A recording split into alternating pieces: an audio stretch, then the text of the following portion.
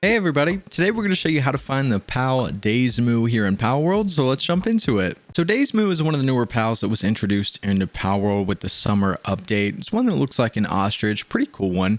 And there's a couple different locations on your map where you can find this. Also, just keep in mind you can find them during the day and during the night.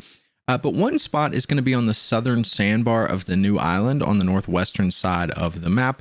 The other location you guys can see is going to be to the east over around where the Anubis boss fight is, anywhere in the sand on the northern part of that island.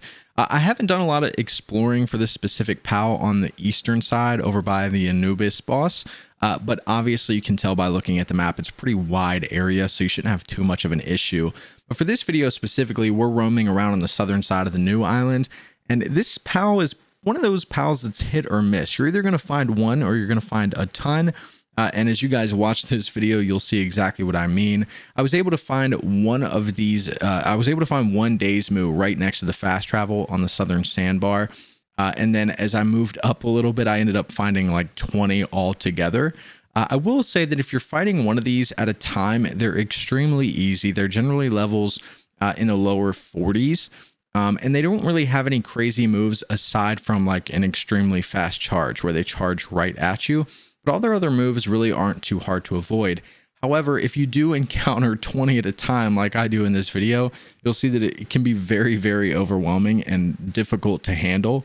Most of the time, I feel like you're going to encounter, if you run into at least one, you're going to encounter around 3 or 4. So it can be a little bit of a challenge if you don't take them out quickly. But again, if it's just one, it's really no issue at all.